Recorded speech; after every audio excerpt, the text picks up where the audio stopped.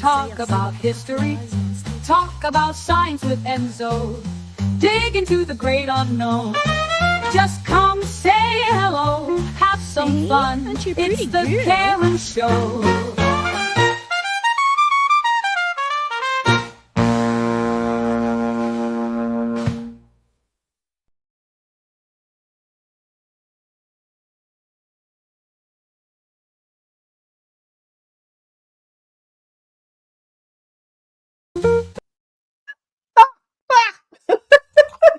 It doesn't. The intro. Hi, everybody. The intro was supposed to turn itself off, but it decided not to.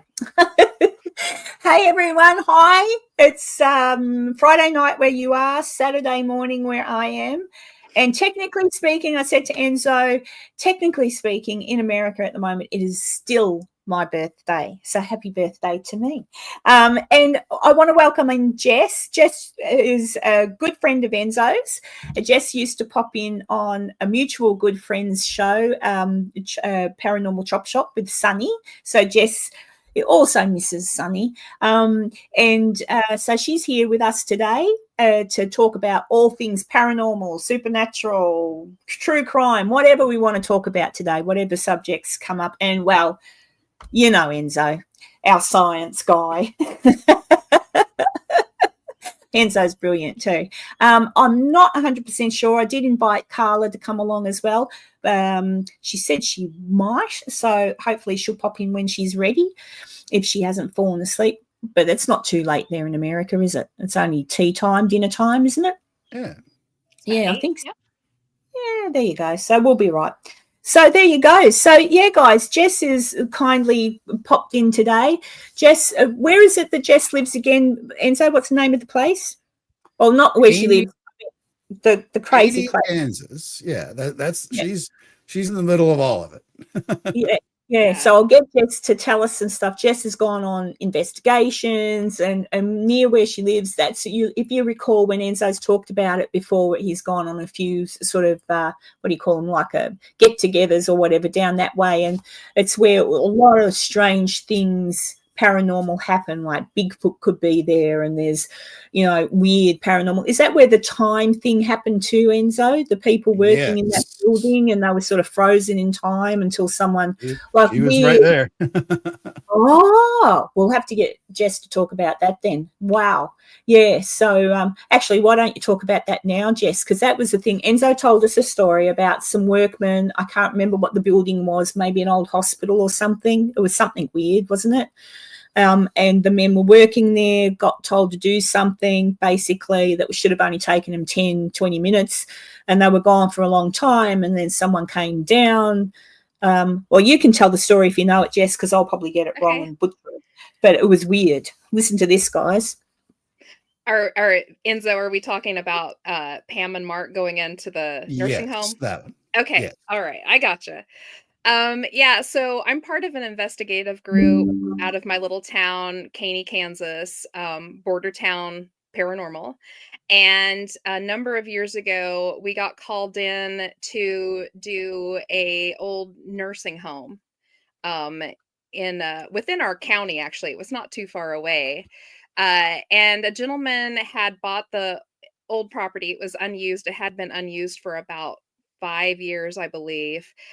He was trying to turn it into apartments and could not keep a work crew in long enough to get anything fixed. He would hire one in and they were gone within days. And in fact, I believe the last crew he'd had in before he brought us in had actually left tools behind. That's what kind of a rush they were in. So we showed up and we met the gentleman, and he let it be known that there was no electricity to the building, which we could see that actually had cut it from the wires at the road. So the whole building was non-electrical. So we decided to split up. And at the time there was 4 of us, and I and another gentleman named Mike stayed behind to load batteries because we knew that we were going to have to run everything off of batteries the whole night. And the other 2 investigators, Pam and Mark, went inside. We always send a crew into a building first to take baseline readings with our instruments, and to also just kind of see if there was anything bad coming up in these old buildings, you never know if there's a weak floor or a ceiling that's falling in or windows broken out, or sometimes we've even run onto various people who are, living there temporarily, if you know what I mean. So we're changing out batteries. We've sent them in, and it usually takes about 15 minutes to do baseline readings in the building the size that it was. And 15 minutes came and went, and another 10 minutes came and went, and we started getting a little concerned, and we started calling them on their cell phones, and nothing would go through.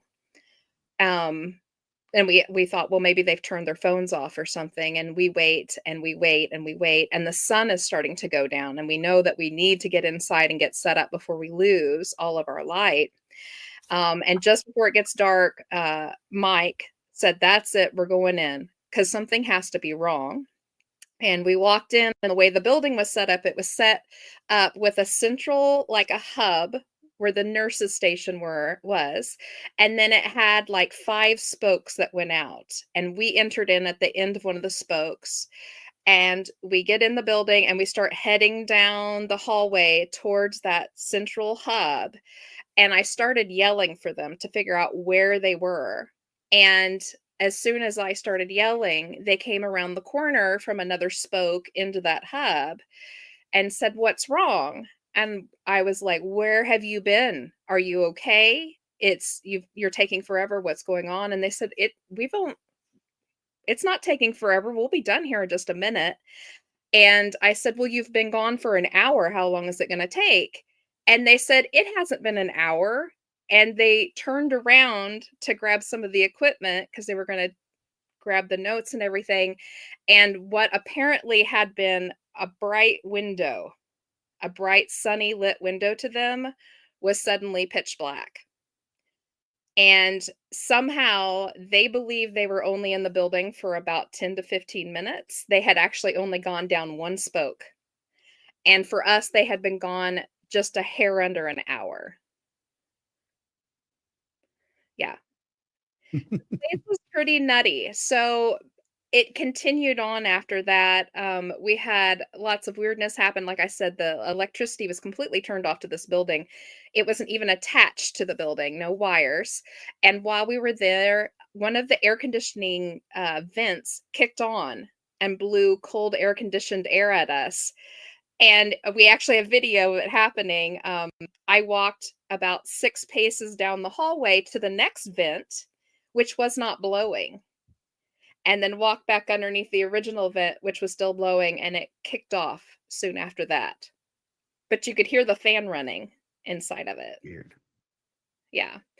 Another interesting thing that happened was that for a while we had a hard time running any kind of recordings because there were these little scent, I don't know if you have them in Australia, the little scent blowers.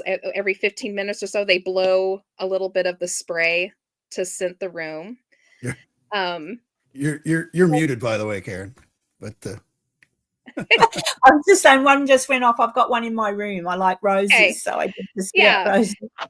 So there was one in every one of the rooms here in this nursing home, which makes sense. You'd like have this nice scent all throughout the building, but they would go off, every one of them, periodically, every like 5 to 10 minutes. You could hear them all over the building, and we sent Mark to go check on all of them, and he was getting upset by them. One had actually sprayed him while he was trying to investigate, and he started ripping the batteries out, and then it dawned on him. He came back to us and he was like, "This building has been unoccupied for the last 5 years.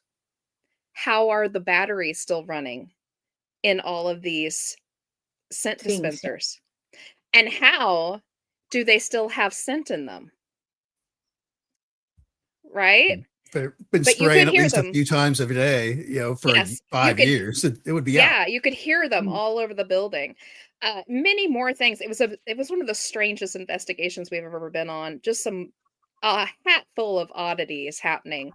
And we soon realized that, well, it's our theory that that building is kind of existing in its own weird little time bubble. that we got to step into and exist in for a little while and then stepped back out again. So when we split up, when Pam and Mark went in first, we think they kind of got enveloped into that little time bubble while we stayed kind of on the outside. So time wasn't quite the same for us. Wow. Yeah. I'm just going to thank you, Cheryl, and this is for you. Thank you. Thank you very much. You're now a member. Oh dear. I've always got to say thank you when they do that. So what ended up happening? Do you know what ended up happening to his idea of turning it into an apartment? Did he ever get through it? Did it ever happen? Or is it the building still sitting there being a nuisance? The building is still sitting empty. He does own it still. He actually bought, there was a little hospital, like a clinic, on the same block that he also bought, and he did manage to turn that into apartments. However, he is having a very hard time keeping occupants in that building. It's all connected, and apparently, I think whatever is occupying the nursing home makes its way back and forth, or there's its own little guests in the clinic area. I don't know how you feel, Jess or Enzo, but if that were me and I was living in a place and it was clearly haunted, I'd be ecstatic. I'd be thinking, oh, that's awesome. I'd be like, cool. I'd be just wanting to, in the end, you'd probably get used to it and just go, hey, and give it a nickname, or hey, here's something. Tell me what your name is so I call you, the right thing. So long as it doesn't say a demon. But then I've already said to Enzo, if I met something that said I'm a demon, I'd say, cool, well, tell me more about where you come from. Like, what's it like where you like I don't know, because nothing ever happens to me, Jess. Nothing. Like things happen.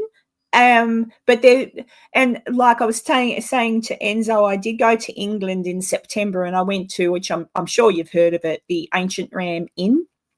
Yes. And I went to the Ancient Ram Inn. My personal opinion is it's a beautiful old building. I did research on it, so I knew that it wasn't as old as what they were saying it was. It was only built in the late 1300s. Only. But yeah, they were saying it was much older, but it's not. But that doesn't matter. It was a beautiful old building. To me, it was not creepy. To me, it was not scary. A couple of odd things happened, like really big bangs and bumps that I can't quite explain. Could that have been paranormal? Sure. Could it have just been a really ancient old house, something moving? Could be. But I did say to Enzo, we were standing in one little part of it upstairs and the floorboards shook and there was a big bang, like someone jumped on the floor. Yeah. I don't know what that was. But again, being such an old house, I don't know, maybe at night time when things are cooling down. So I can always sort of excuse what I think has happened with a practical idea. But so far as the house, there was no incubus, there was no succubus, there was no scary priest ghost, there was no scary witch ghost. Nothing scary happened. And it was just... it wasn't disappointing because it was sort of like on a bucket list to go there and have a look. But I'd love to live in that house. It needs a good cottage garden outside. It needs a beautiful garden done. And it needs, I said to my friend MJ, who was there with me, I said, we need to rip out all this crappy old decor and put in, time appropriate furnishings, like lovely furnishings, but just make it all pretty. It's beautiful. I loved it. So I didn't have a scary experience there, but which was disappointing because everybody else that goes there seems to get something scary happen or they see something. And I'm beginning to think, there must be something about me that wards it all off. Nothing happens to me. And it's very, very disappointing. So I think I should come to America. I'll go to Enzo's house, jump in the car with Enzo, we'll drive to your house, and then together we'll go to this place and see if we can get lost in time. Actually, Jess has done an investigation in one of the spots that you want to go to. Which one? up in the what's it called? The one up in Atchison. Oh, the Sally Sally House. House. Yeah, yeah. Yes. Jess has some Sally House stories. Yes. Oh, all right. I'm going to tell you, Jess. Before you tell me your stories, I'm going to tell you. I Okay. did a deep dive on the Sally House because I love Mhm. history, right? Yeah. And I'd heard all about this Sally and whatnot. So I put together. There's an episode on my channel. I put together like a 3-part thing, and then I joined it all up into one episode. But I did a deep dive, so I went back into the historical archives. I searched out Charlie. Oh God, Charles. I've gone blank. Now I've drawn a blank. But Charlie, the doctor, who was actually the mayor of Atchison. Mhm. Why have I gone blank on your last name, Charlie? Anyway, and his sister who lived in the house until she died. So I did a deep dive anyway, and I've discovered that a lot of the stuff they say, like about the doctor working out of the house, etc., was untrue. He never did, but he did. There's a red brick house next door. That's where Charles lived. Yeah. Um, Mhm. whether or not he had rooms in his house, a lot of doctors sometimes would, but his rooms were primarily in town. He didn't work out of his house, and also the hospital was just down. Probably I've got a map of it. 3 blocks away from their house, the hospital where Charlie actually worked as well. So there was a lot of things, a lot of flaws in the story. And then even those people that moved in and said, the toys moved and all that sort of thing, I'm not a fan because they wrote a book. They only lived in the house for a short time, and nothing happened in that house before they lived there. Nothing. There was no reports of anything. The little old lady that they blamed for doing the thing on the floor in the basement, she was a lovely church-faring little old lady who ended up having to go into a nursing home. And then they started to. Some other people rented the house as well, but so I thought, that's not nice. So I started to sort of fall in love with the family. Finney, thank you, Charlie. Finney, Charles Finney, and the Finney family who built the house. So I did the whole history, who built it, when it was built, all that sort of thing. So I so want to go to the house because I want to go in with a different way rather than thinking there's some demon. There could be. I've changed my mind a little bit, Enzo. There could be some kind of demonic or not too nice thing there, but I certainly don't think it has anything like the story of the little girl dying in the house is just not true. It's just an untrue story.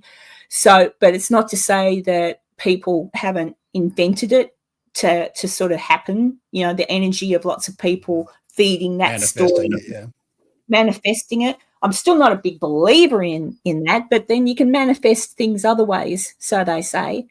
But anyway, that now, Jess, you've been there, but what do you think? I'm desperate to go there. I'm desperate. I want to go. Well, first of all, you're right. A little girl named Sally never did die there. Sally was a construct of the 2 psychics that they originally brought in. That Yep. TV show people brought in to, make it super spooky. So yeah, everyone knows that that's not true. However, Sally House is just stuck. It's just a cool little name.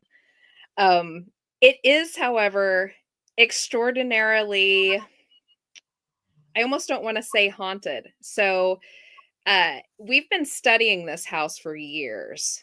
Oh, And depending on who you talk to and when they went, they either had an extraordinary experience or nothing happened at all. I know people that stayed a week and had And nothing happen. And I know people that went in for the hour-long tour and came out a changed person. So, what our theory is after our personal experience there is that it's not the house itself that is haunted, it is the area, and we believe it's some kind of an energy thing that pops up, gets really energized, which causes all sorts of mayhem to happen that can happen anywhere. And then Yeah. it drops back out again. I very much believe it has something to do with the fact that there's an extraordinarily powerful river right behind the house. I don't know if you know this or not, but the house is actually backwards right now. The front of the house used to be the back of the house. Back in the early Oh. 1900s, there was a huge flood and it took out the street behind it. So That explains it, because when I've looked at the house, knowing how houses were built back in the day, that explains it, because I thought, why have they got, it wasn't normal to have such a dingy, funny looking little entry onto, that looked more like the back step.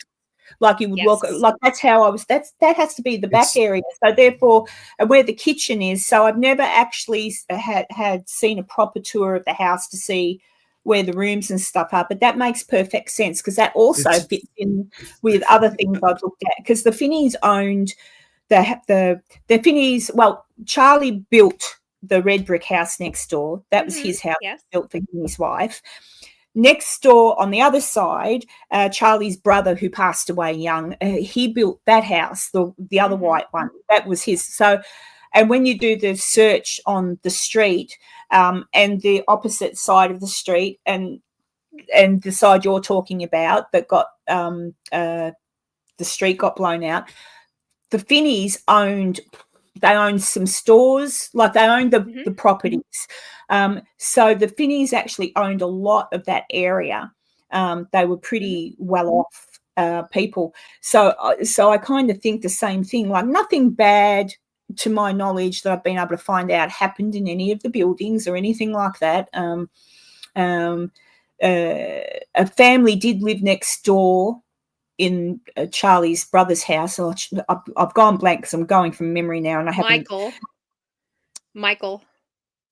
Was it Michael Finney? Michael Finney. Okay, so his house next door that he built, he gave that to Mum. Then Mum sold it to someone, and she sold it to someone else. But the lady who lived next door was said to be, one of the ladies that lived next door was said to be a bit of a patient of Charlie's. But she moved to the other side of Atchison, and when she moved to the other side of Atchison, she and her child passed away in the room downstairs. She turned on what I can understand, the gas. There was gas.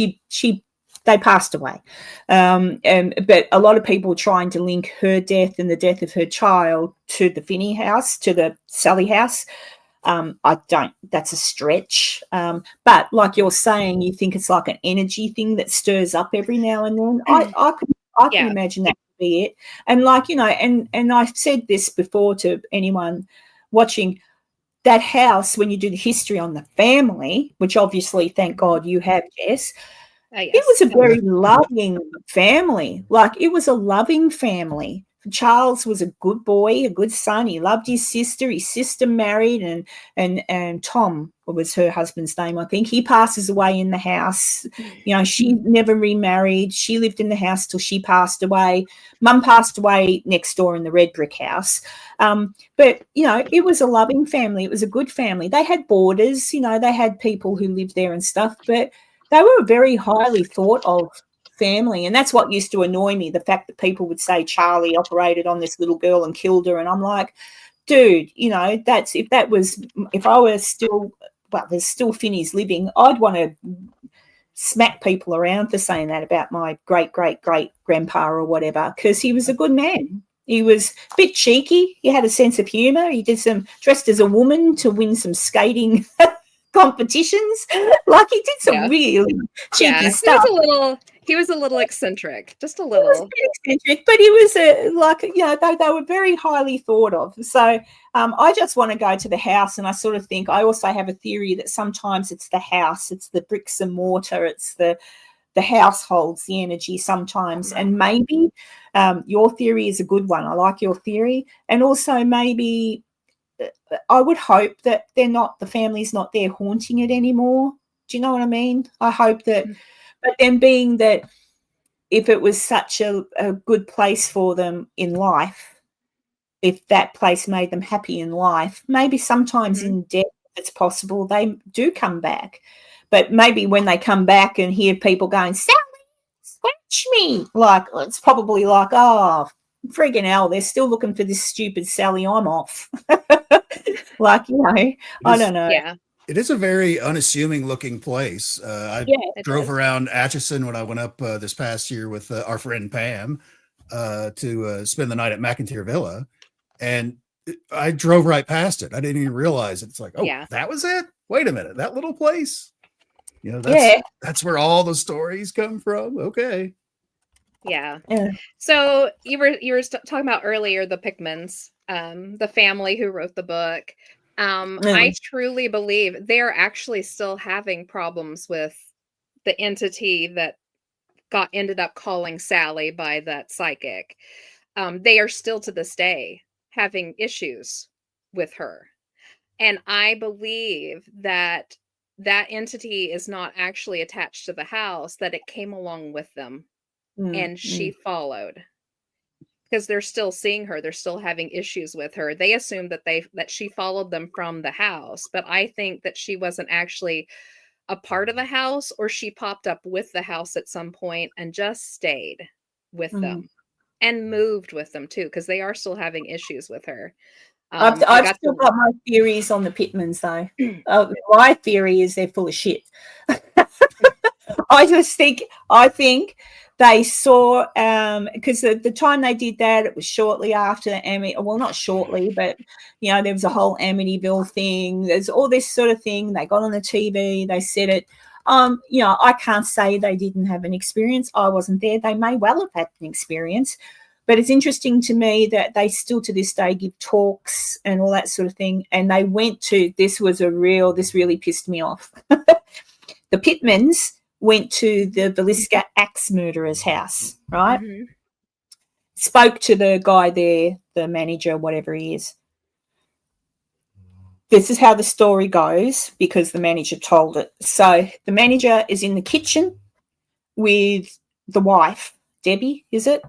The husband wanders off and goes into the bedroom where the little girls were murdered that were staying over, where they found the leg of ham.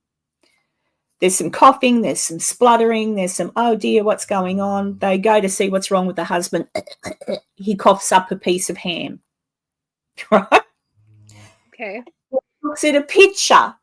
The little girl's name escapes me at the moment. I've done a story on the Villisca as well. But the little girl, their daughter, the family's daughter, he looks at a picture of her.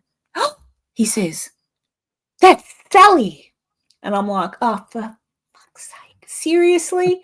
And from that, people picked up on that story, probably by the manager of the Villisca axe murderer's house.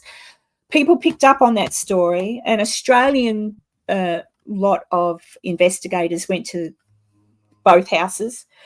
They joined the houses by saying that, 502 North Street, same address in Atchison or Villisca. A doctor.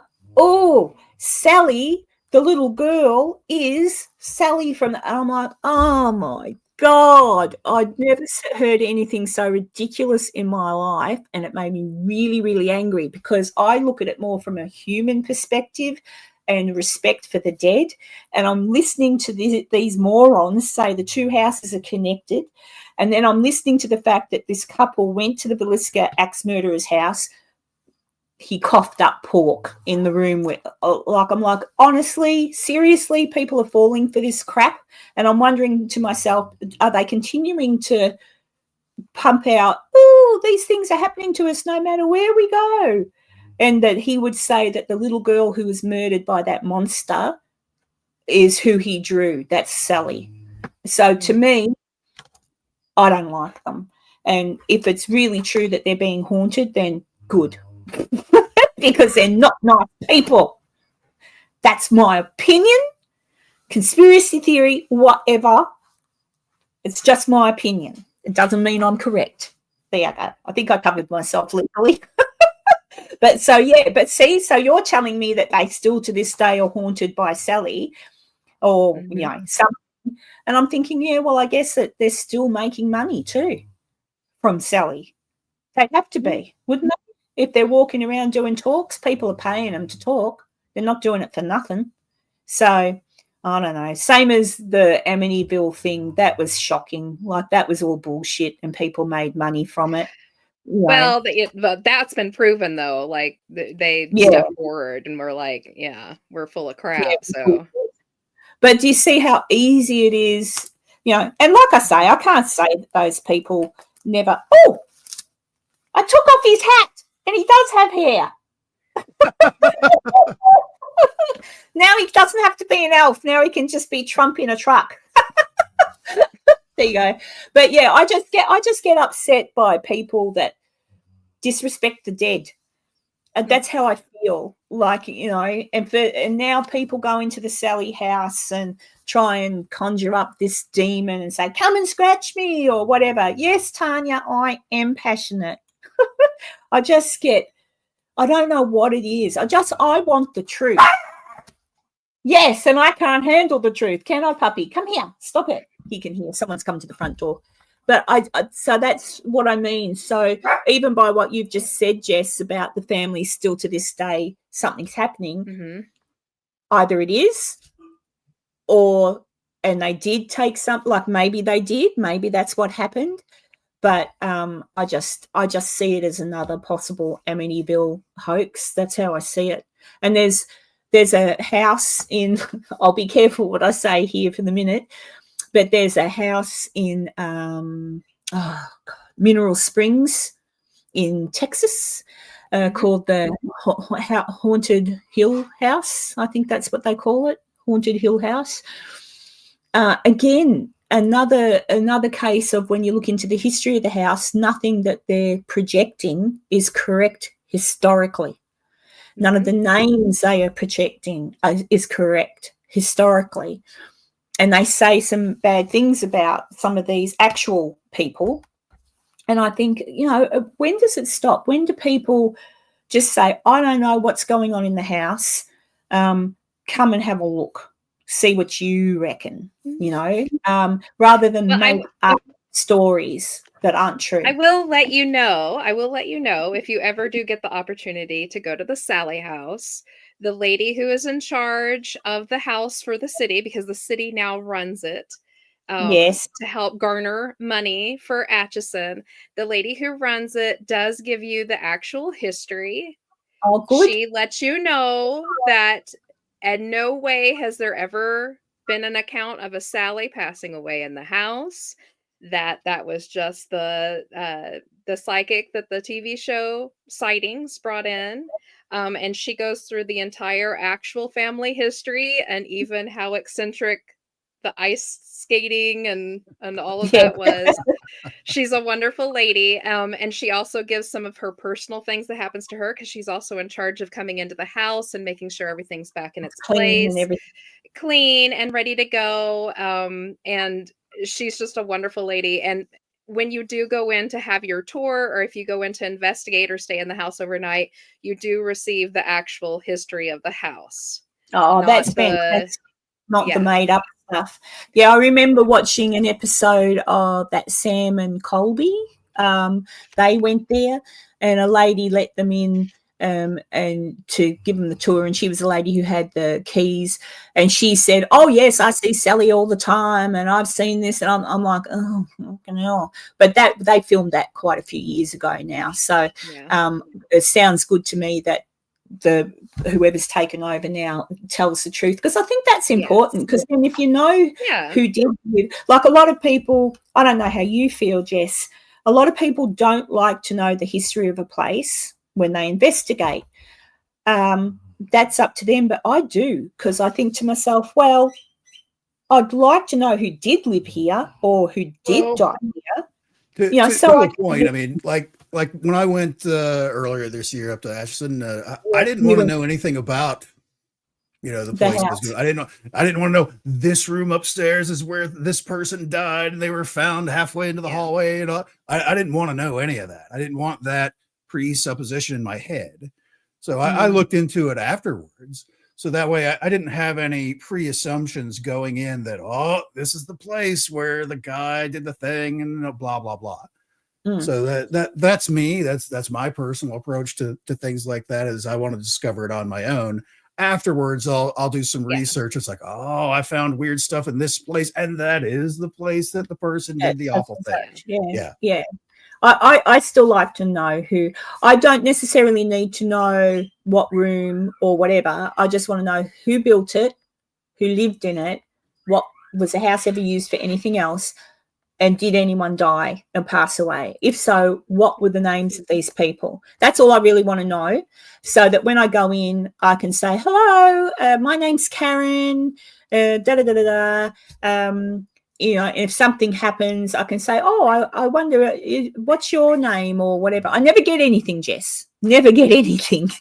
But I never get a fright. No one ever hurts me. Nothing ever happens. It's just a house. I do get feelings, though, which I'm sure even you, Enzo, I'm sure you've had, Jess, where you walk into a place and no one has to say anything, just there's an absolute energy to the place, and it can feel good or it can feel bad, but it's strong, and it's like you're walking in. I can't verbally explain what I mean, but it's sort of like you walk in and the house is talking to you, and you don't. Yeah, I just love going to old places, and just old places. I don't know if Enzo told you why I started in the paranormal, but it was mainly because my son passed away, and I wanted to try and figure out a way to talk to him. And then people said, this is haunted, that's haunted, this is haunted. And I thought, well, I'll find, if it's haunted, I want to feel that.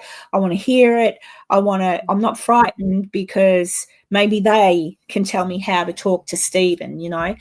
It's never happened. It's never happened. I've never seen anything, but I've certainly felt things, like felt, and I don't mean spirit, I mean energy. Like I've definitely once had those really bad, you know, the tingles you get and the static electricity feeling. Oh, that was at the Washoe Club in Virginia City. I felt that, but that's the only thing, you know, and I do deep dives historically into places. So then I realize, well, when you do the tour, that's a lot of shit. Like, that's not true. Oh, bugger, that didn't happen. But I think the most exciting thing that happened to me at the Washoe Club was the lizard people. Enzo, you'll have to show Jess that. Tell Jess what happened. You tell Jess. The gist of that one was she was live from the Washoe in one of the rooms, and had a spotty internet connection at best. And we went live. We're doing like what we're doing right now. And she was doing her thing. She's like, I'm going to, you know, it was basically, she was going to take us along with her as she went to a different part of the building. And within about 3 to 5 seconds, her signal was gone. So she was off. So it was just me. Now, she doesn't know that she's off the air, you know, kind of a thing. So I started just talking with the chat and just started spinning a yarn. Now, because of course there's a lot of famous tunnels and things like that in that area. And, you know, a little further down the road, there's some giant lore and things like that. And I just started just rambling nonsense, talking about how Karen is probably hanging out with the lizard people right now, sharing a pizza with bugs on it, or whatever it was. I was just spitting out nonsense. It's, you know, it was certainly alcohol fueled, and was made a lot of sense to me. But the of course the crowd is just screaming, laughing at how ridiculous it was. But it was, and then after about like 25-30 minutes, wish to be fair to my own storytelling, he's like, yeah, she's probably on her way back here and she'll be back with us any minute now. And like a few minutes later, she pops back on. She's like, oh, I didn't realize I was off the air, kind of a thing. So I had to entertain the troops, kind of a thing, for about 25 minutes to he did so back. Well, when I got home, I took his part and turned it into a episode, and I can't remember what I called it now, something like, oh my God, what lies beneath the Washoe Club, whatever. And it was just the start and ends up telling the story, and I interjected like animated pictures and me eating pizza with the lizards, and So people love that. Yeah, you did really well. Yeah, it was funny. So, yeah, Cheryl says that you were great at storytelling. Thank you Enzo. very much. I can spin a yarn. Yeah. So But, where else have you been that I haven't been, Jess? Let's see. I don't know.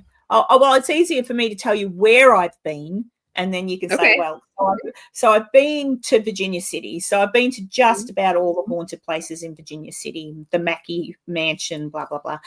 I've been to the Sutro Tunnel, but not to investigate, just to look. I've been to the Waverly Hills Sanatorium, old college, the old hospital on College Hill, which is in Virginia, the Bobby Mackey, whatever it's called, bar thing. That's torn down now. Thank God. Oh my God. When I walked in there, the floors were all wobbly. You could see Or is through it really bad? Yeah. Oh, it was really bad. And it was dirty and smelly and disgusting. And nothing happened. Nothing happened. Yeah, but I can get to say I've been there. Where else did I go? We went somewhere else. The Octagon Hall, it's called. That's in Kentucky. That's all I can think of at the minute. Oh, and then I've been to England and went to quite a few castles and things like that. But I think, is that it, Enzo? I think that's about it. I don't know. It's enough, but that's plenty. That's Yep. Was it Waverly Hills where you had the whistling thing? Yeah, the singing thing. Actually, I should see if I should show. Have you been to Waverly Hills, Jess? I have not. I have not had that opportunity yet. Let me see. I made a short of it, so I should be able to find it, and I won't get copyrighted because it's my video. Yeah, the only thing, that happened. I'm just looking for it. Give me a shorts. How do I? While you're looking for that, I will point out that Jess is a heavy researcher, much like you, Karen, about the history of the place, stuff like that.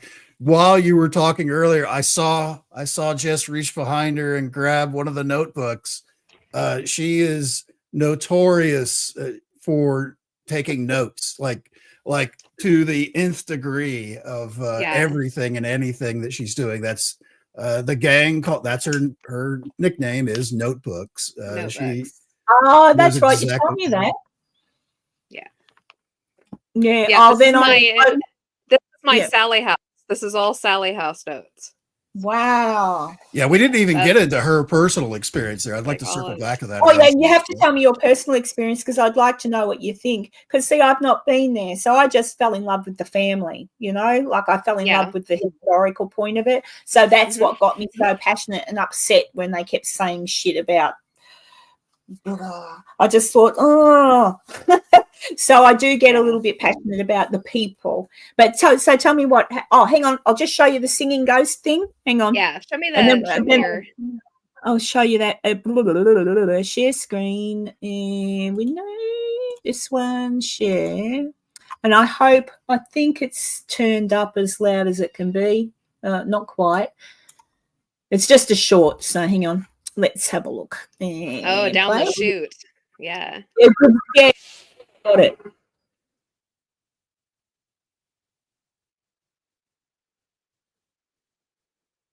not hearing any audio from the video. Mm-mm. Yeah, there's no. There's no audio. You gotta click the little thing when you're sharing it to share the audio. Stupid. Hang on. I know, it's a StreamYard. I wish there was a way to have it always on for StreamYard. So you'll have to close that and reshare it. And there's a little tab before you share it to share the audio. Also share. Yeah, that's on. Hang on. Chrome tab. I'll go here. Oh, there we go. I'll try that. Also share. Okay. Let's see. All right, okay, now it should work. So, yeah, basically I'm walking up from the bottom of the chute. I'm humming, which you just, and then you'll see. So I'm humming now.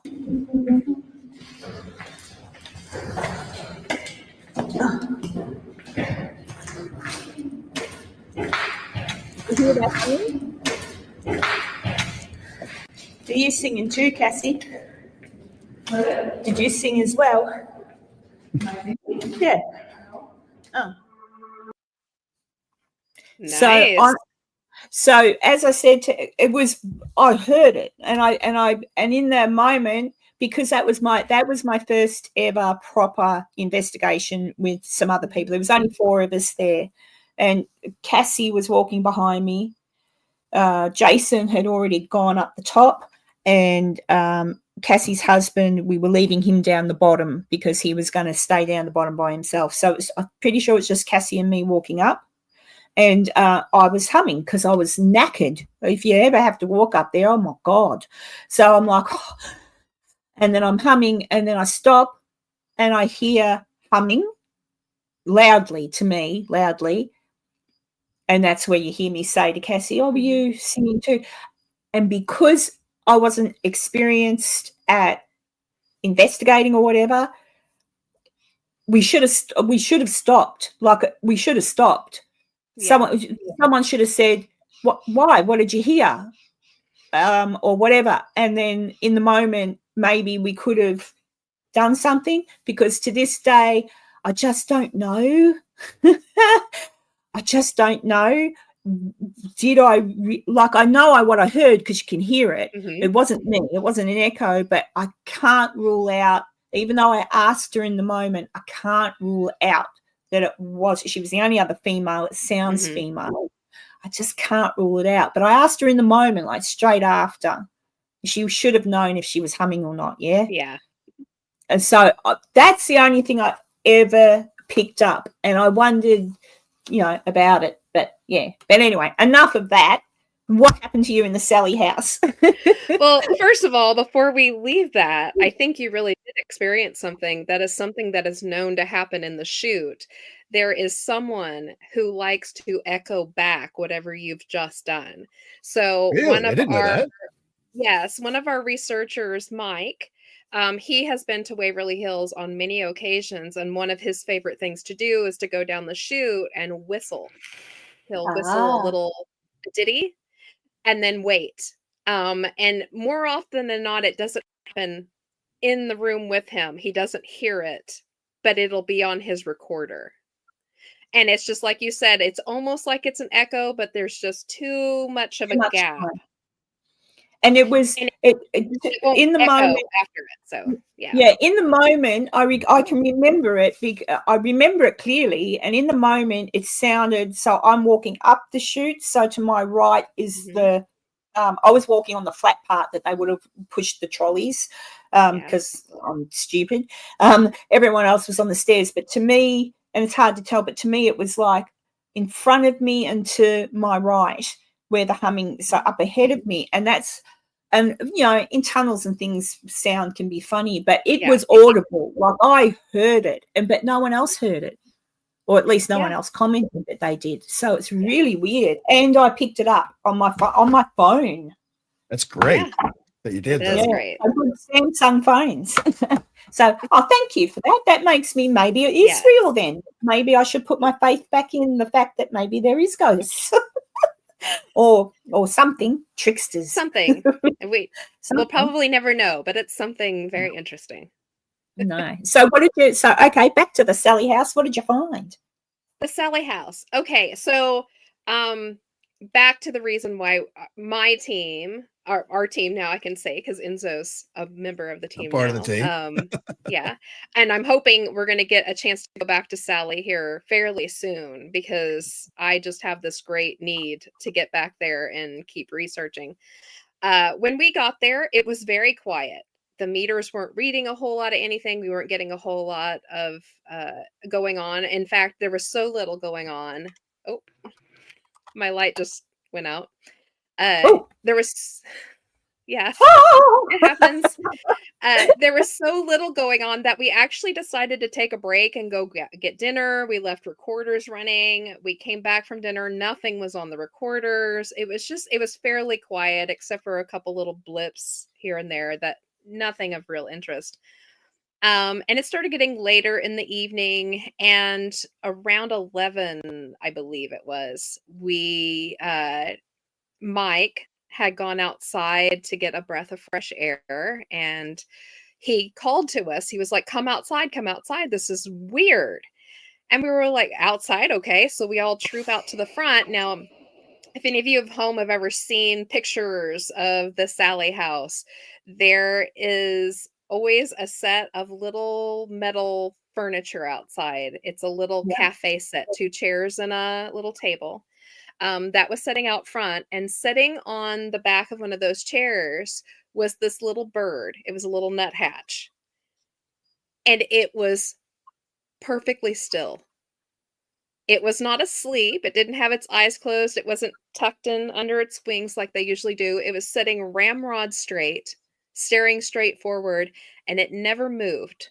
We went all the way around it. We took pictures of it, and Mike even tried and petted it once, and it never moved. He said it was as stiff as a board. And we were like, strange. We had our pictures, and we went back inside to finish the investigation, just thinking, well, that was a weird little blip in our evening. Uh, and at that point, we decided to go and put all of the toys back into Sally's room. So backtrack a little bit. We like a fresh slate to start in. And when we got to Sally's, yeah, you can see the little furniture sitting outside there. When we got to Sally's, the first thing we did was we took all the toys out of Sally's room. Everyone who comes brings her toys, or they'll bring little things for her to play with, and then they'll leave them behind. And the room is just full. You could barely walk in it. There's so many toys. And we really wanted to start out with like a clean, fresh plate here, because we didn't know if somebody had tampered with a toy to make it, it would go off if there was like a vibration, or if we made a loud enough noise, would it send something off? People set this stuff up all the time. So we cleared that room and we put everything into the closet into that room. And after the bird, we went and put everything back out again, because we were getting nothing in the room, and we were assuming that our investigation was probably going to gear down after that. And that would be one less thing that we had to do before we left, was to put the toys back out. So we decided to put them back out. And after we put them away, we came downstairs and we were kind of refreshing batteries and just having a little quiet time and really kind of thinking about what it was we were going to attempt to do next, even though the house was so quiet. And while we were sitting there, a boom happened. Something hit the house so hard that all the windows shook. I would have guessed that it was like a bolt of lightning or something. It scared us all so badly. And Mike was by the front door, and he popped the door open and stuck his head out just to kind of see what was going on outside. And he said, "Oh my gosh, you're never going to believe this. Get out here now." And Mark and I hopped up and went out onto the front patio, and there was a raccoon about the size of Texas. It had been flung up against the window so hard that it was passed out cold on the patio floor. Now, if you take a look at that house, those windows set up high, and they're pretty far away from the next thing it could hop off of, which would mainly be that front part of the patio. There's a little kind of like a raised, like a little pony wall that sits there. It would have had to have jumped from that to get up high enough, but this thing was so fat, we still can't figure out how it would have gotten enough of a leap to have hit the house that hard. It nearly broke the window. So that's number 2 of the weird, strange things that happen. So which window was it here? It was It was the furthest one there to the right. this one. Right here. So behind that window sits a recliner, and that's where Mark was sitting, and he about fell out of that chair. It shook the house. It scared us so badly. So I'm turning around to come back in the house when I hear Mike say, "There's something going up the staircase." Now, when you go in that front door, the staircase is just almost right dead in front of you. And I peeked my head around and we watched, and it's the first time I've ever gotten to see something like this. It was amazing. A whitish, globulous mist bum rush up the stairs, and Mike and I go running after it. And when we get to the top, it dissipates. It was very strange. It was like a condensed fog. And we're looking around like, where did it go and what's happening? We're confused and excited all at the same time. And we hear a toy going off in Sally's room, which would be directly to the left of us when we get to the top of the staircase. We popped our head in there and hunted because there's just piles of toys. And we finally found the toy that was playing. It was setting up in the window. And we grabbed it up and we're looking at it and we can't get it to shut off. And we ended up having to bust the battery pack cover off the back of it to yank the batteries out. Interestingly enough, I talked to Mark later, who was the one that helped me put all the toys away. And he's the one that kind of was stacking the windows, kind of filling up the windows with toys. And he claims that he had never seen that toy, that he didn't put that toy in the window. He was just putting stuffed animals up there, which made sense because I went back up there and checked and it was all stuffed animals except for that one toy. So back on the timeline, we get the batteries ripped out. It finally stops playing. And we turn to leave Sally's room when we see that mist again pop into the middle bedroom. So from Sally's, looking straight across the hall, the stairway to your right, you go straight across and it's the middle bedroom. It was just a simple guest bedroom when like the Pickmans lived there. It's not a bedroom of note in the book. But we followed this little mist. We could just kind of barely see it kind of walk in there. And we came in behind it. And when we did, it separated.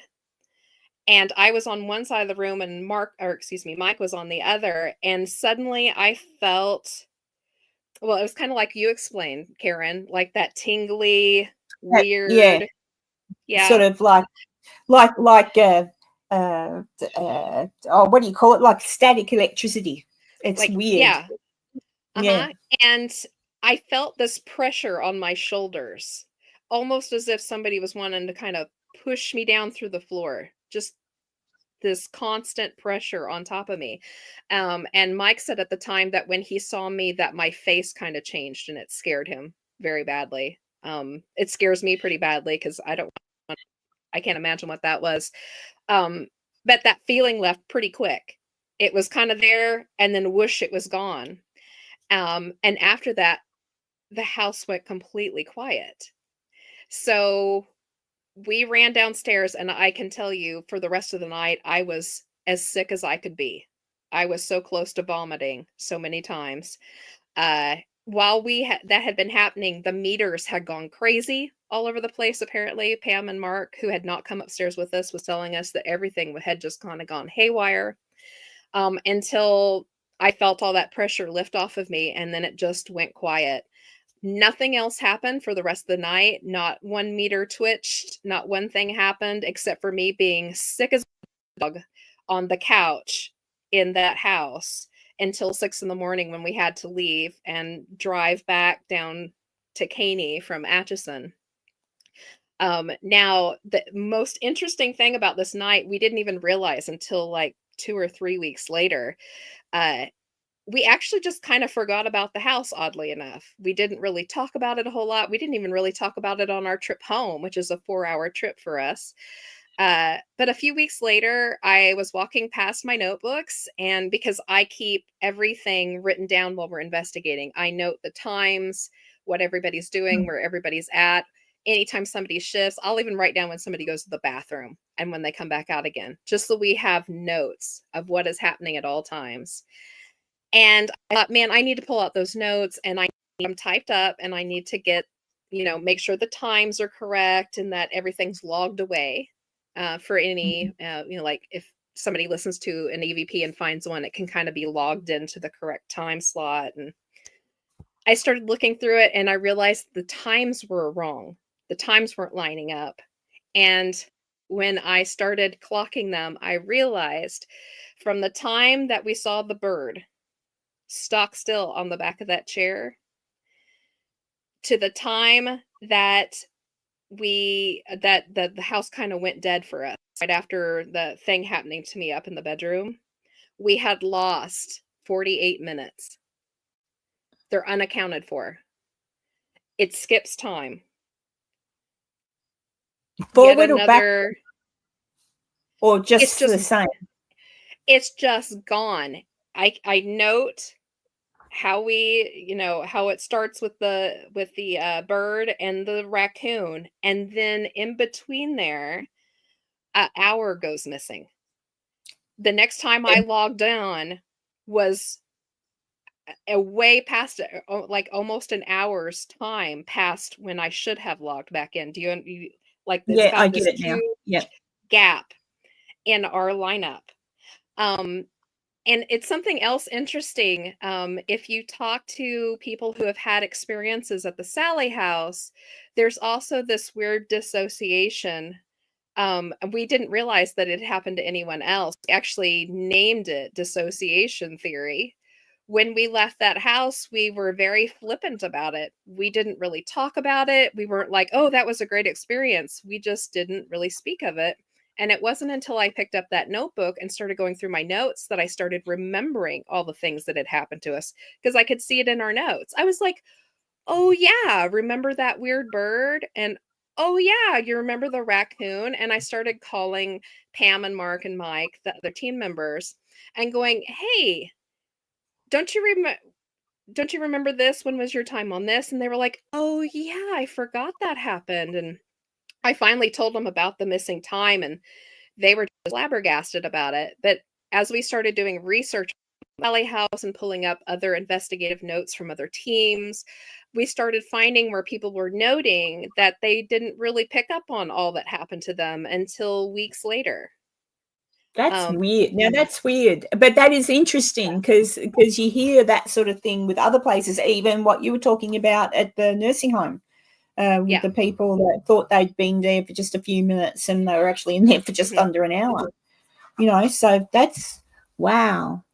Yeah. Oh, see, I've got to get over there, Enzo. I've got to get over. You'll have to come there with me too, Jess. We'll go there together. That's right. So you can hold it. We'll have a picnic. There you go. I'll take some bird feed in case the bird shows up, and I'll definitely take some snacks in case a raccoon shows up. Do you think someone could have actually thrown that poor raccoon? Because I know it's not a big, like where the footpath is, it's not very far. Someone could have seen the raccoon and heard him or something. But still, no, it's a weird thing. First the bird, then a raccoon. I don't think that there was time. So Mike was literally standing by the front door when it happened. And as soon as it happened, he opened that door and peeked his head out. There's quite a bit of space between the patio and the street. And once you get past the little tree line, you can see either direction for quite a ways. The streets are fairly wide. So if someone had come by and done that, I think that we would have seen them. And I can't imagine that somebody would want to just walk by and see a raccoon and think, I know, I'm going to pick this raccoon up and give it a huge chuck right into the side of this window and scare whatever occupant is on the other side. That raccoon was stone cold. It had to have hit so hard. Did you check he was okay? Did you cuddle him? Did you give him a pat on the head? No, we didn't have time. We didn't have time. Literally, I wasn't going to get close to the raccoon, of course, because you don't know what kind of a state it's in, and I really don't want to get bit.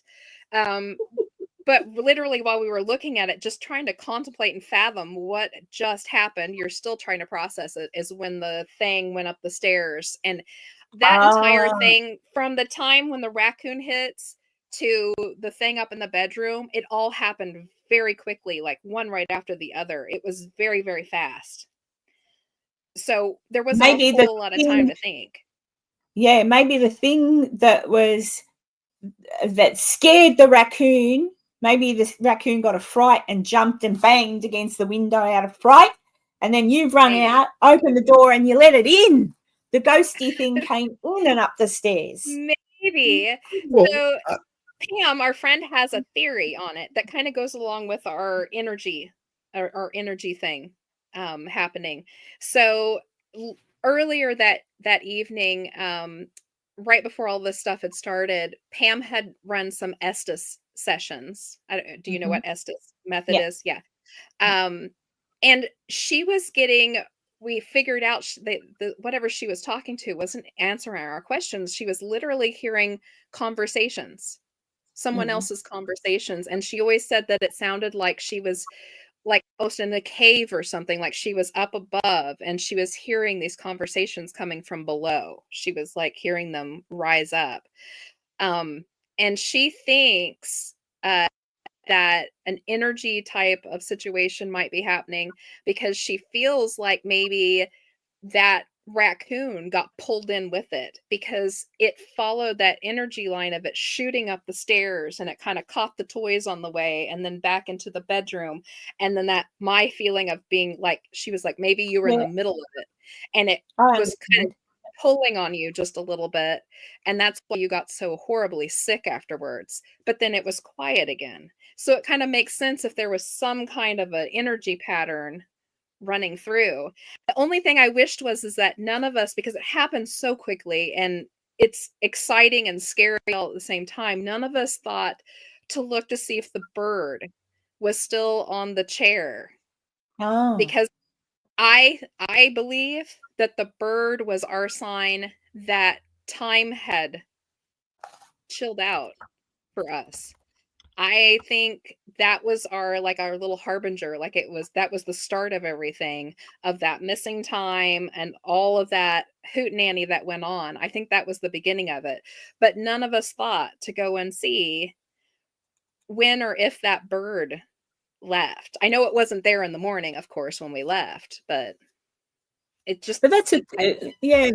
Like when you are investigating, oftentimes, like even with that singing thing that I caught, oftentimes things happen, and it's not until later that you think, oh, yeah. I forgot to do that, or I didn't check that, or oh, Mhm. shivers, I should have done something else. So it's very hard in the moment. Like if Yeah. I had have been there, I probably would have been checking on the bird because Enzo knows what I'm like with animals.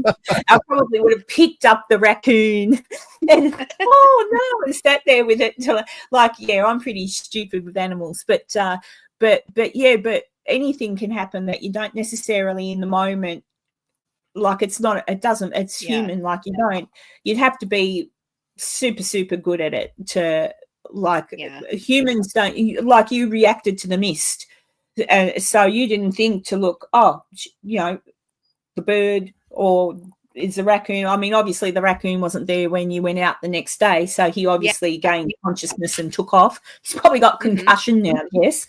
Probably. but, That's my but guess. yeah. But But yeah. yeah, it's super interesting that talking to different people, like when I got back from England, I said this on last week's show, and it actually happened when I was at the inn, the Rams Inn thing, the ancient Ram Inn. We were talking there out loud, doing EBBP session, etc. A couple of Estes methods. Nothing, nothing really happened of note. But we started. The girl I was there with, MJ, she had lost her brother at a young age, and of course I lost my Stephen. So we were talking to each other about the loss, and that being part of the reason that drives us to try and find answers. So I started to talk out loud to whatever spirit might be there, right? So we're saying things, and so was she, and we're saying, so when you died, was family there waiting for you? Like, did someone you love come and get you and take you? And we'd wait, nothing happened. And there was an energy to the house, I'll give it that much. It was a nice energy, like I say, but it was a nice energy.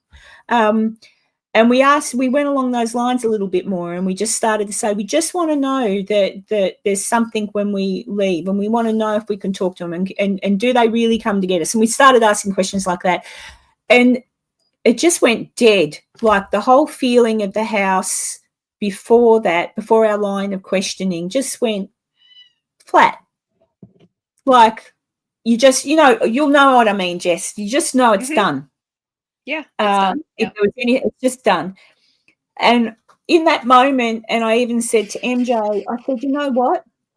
We're never going to know anything I said, we're not. I said, we've just scared them off. I said, we're not allowed to know. They're not allowed to tell us. I said, we're not allowed to know. I said, we can ask this all we want. We're never going to get a straight answer. We're not allowed to know. And MJ sort of said, that's how it feels, doesn't it? And I said, yeah, it's kind of like they were playing with us and happy to play with us and happy to entertain our little games. But the minute we breached a subject that they cannot comment on, they're not allowed to talk about, they've gone away. That's how it felt. Yeah. So I don't know if that was just how I felt, and so I was projecting that. But MJ felt the same thing. But it doesn't stop you from trying. It doesn't stop you from wanting to. But yeah, I still find it fascinating. Have you ever been to those caves? What are those what's the name of those caves I want to go to? Oh, the Lovelock Caves in Nevada. Yeah, the ones that that would be cool. I've never been. No, I'm getting ready to like step into. I've been to quite a few places, but not a lot of places way far beyond me. I have a daughter that has just graduated out of college, so now it's kind of my turn to be able to do some traveling. Yeah, she was a ballet dancer. Maybe you should buy a van. Yeah, you buy the van and Enzo will come with you. He'll gut it and fill it full of all his weird techie stuff, and I'll be all sad. Yeah. No, Dee, not the Hellfire Caves. I know where they are. They're in England. I have no desire to go there. I could have gone there while I was in England, and I thought, I don't really want to go there. No, these ones are in America. Just how far out of it was about, from Virginia City, it's probably about a 30 or 40 minute drive to the northeast, where the Lovelock Caves, according to, ancient Native Americans, thousands of years ago, that's an area where they ended up, that was like the last stand for their regional giants that they had, the 7 to 9 foot tall giants. Yeah. Where there's a lake that's nearby, because basically they were pillaging all the local other native tribes in that area. They finally got sick of it, and they all decided to band together, and it's like, we're going to hunt these jerks down and be done with them, because they're just causing too much mayhem in the local area. And they all took chase to a lot of them. And there's a large lake a little northwest of where the Lovelock Caves are, where basically they drove them all into the water. And anytime they'd get like next to the shore to get out, they'd just start throwing arrows at them and stuff like that and driving them back in. So a lot of the giants drowned there, but there were some that kind of squeaked away at one point, and they made it to where the Lovelock Caves are, and they took refuge in there, and all the local tribes folks gathered together, and they snatched up everything that was flammable, every bush, every piece of wood, anything they could find, and packed the whole front of the caves with it and set it on fire. They were either going to smoke them out, or if they came out, they'd riddle them full of holes with arrows, or they would die of smoke inhalation for the fire itself. So that was like this last stand battle from the ancient giants. So there's that story. So that's where I want to go, Jess, because I'm fascinated with that. Yeah, I'm fascinated. That would be awesome. I know, and I was watching. I've been I'm a bit addicted to Joe Rogan, but I watch a lot of Joe when he's got interesting guests on that talk about history and all that sort of thing. And I was starting to. I had no idea until you look into like the Indian, nearly every religion that I can think of. I could be wrong, but almost all of them have got a giants. They refer to them in the Bible. They refer to them as giants. I believe that's, if anyone knows the Bible, it's in Genesis. They talk about that. And so they've got giants. The Native Americans have giants. And I'm not 100% sure, but I'm pretty sure Aboriginal people also have giants.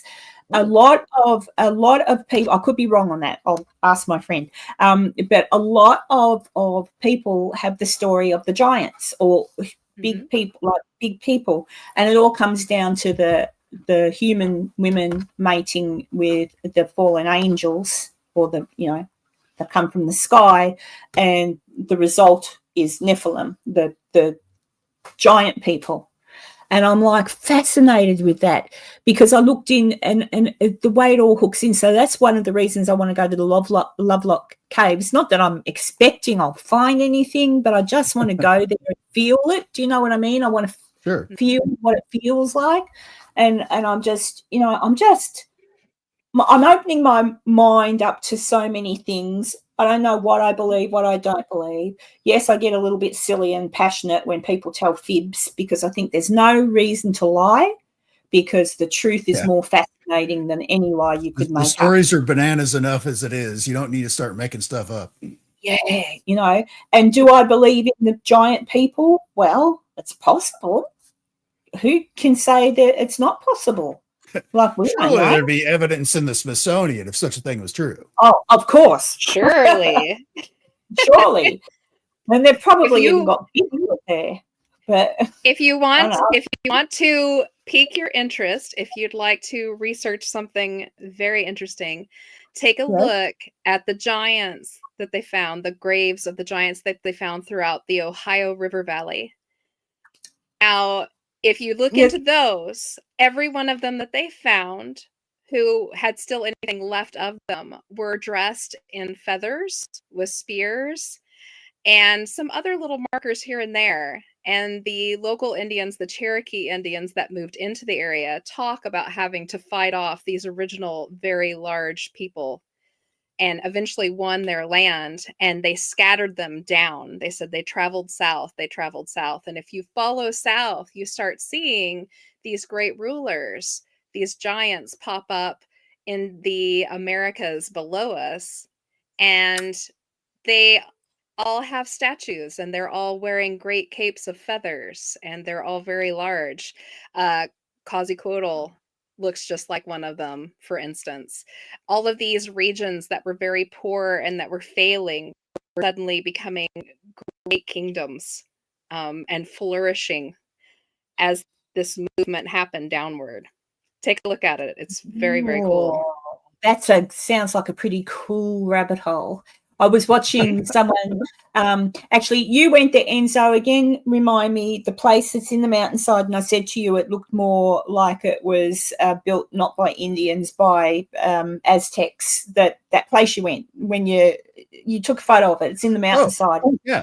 What's that called?